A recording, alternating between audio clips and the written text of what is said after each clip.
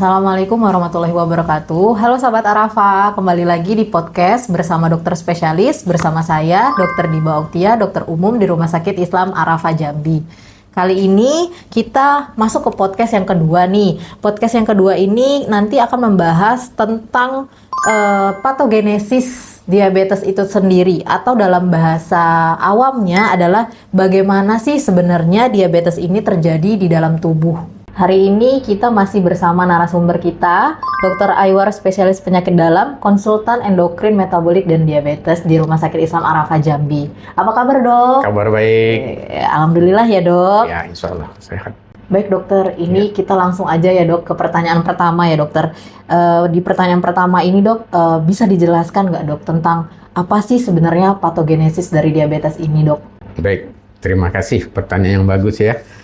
Jadi ini adalah suatu bagian yang sangat penting, karena dengan memahami proses terjadinya diabetes, kita bisa lebih paham mengapa pengelolaan gula darah, pola makan, olahraga, dan pengobatan menjadi sangat penting dalam pengendalian penyakit ini. Seperti yang sering saya katakan, bahwa diabetes itu bukan hanya soal kadar gula darah yang tinggi, tetapi merupakan gangguan metabolisme yang kompleks yang melibatkan hormon, enzim, dan jaringan tubuh.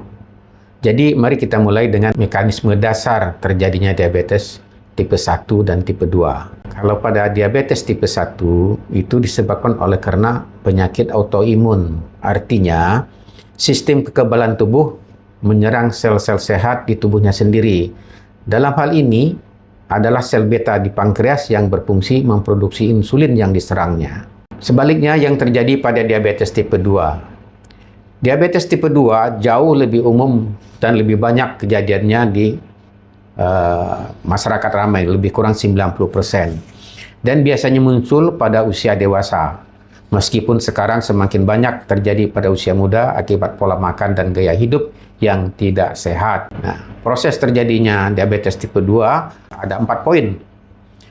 Pertama, resistensi insulin, di mana sel tubuh, terutama di otot, hati, dan jaringan lemak, mulai tak merespon insulin dengan baik.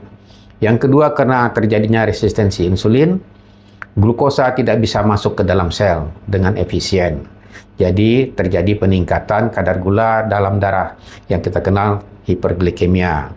Kemudian pankreas merespon resistensi ini dengan meningkatkan produksi insulin untuk mengatasi hiperglikemia. Namun lama-kelamaan sel beta pankreas menjadi lelah dan mulai mengalami penurunan fungsi, dan produksi insulin akan menurun. Akibatnya produksi insulin mulai menurun, kondisi hiperglikemia akan menjadi lebih parah.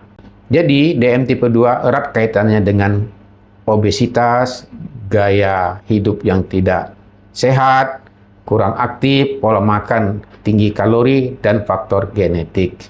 Akibat hiperglikemia. Sekarang mari kita lihat apa yang terjadi akibat hiperglikemia, atau yang kita kenal dengan kadar gula darah yang tinggi. Dan bila berlangsung berkepanjangan, ada 3 pokok yang bisa terjadi di sini. Pertama, gula tidak bisa masuk ke dalam sel. Kemudian, yang kedua, peningkatan lipolisis atau pemecahan lemak.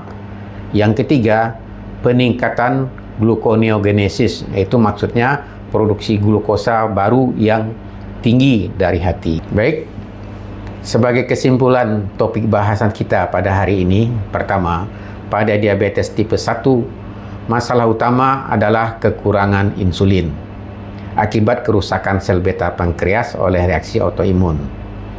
Pada DM tipe 2, masalah utama adalah resistensi insulin yang akhirnya menyebabkan penurunan produksi insulin.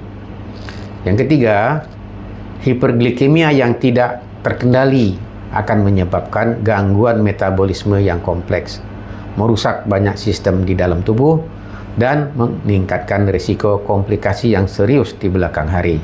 Dengan memahami mekanisme dasar terjadinya diabetes ini, kita jadi lebih paham mengapa pengobatan diabetes tidak bisa hanya sekedar menurunkan kadar gula darah, tetapi juga melibatkan perbaikan pola makan, gaya hidup, dan penggunaan obat yang tepat. Dengan ini semua, maka penanganan diabetes akan lebih sempurna. Baik dokter, Ya. terima kasih dokter atas penjelasan tentang patogenesis dari diabetesnya ya dokter. Ya. Semoga sahabat Arafah yang menonton ini memahami dan mengerti topik pada episode yang kedua ini. Dan nanti kita akan ada episode ketiga, yang dimana episode ketiga ini akan membahas yang namanya faktor resiko diabetes dan bagaimana cara mencegahnya sejak dini. Jangan lewatkan ya sahabat Arafah semua. Terima kasih sudah menyimak, semoga bermanfaat untuk sahabat Arafah semua. Rahman dan Rahim dalam pelayanan. Wassalamualaikum warahmatullahi wabarakatuh.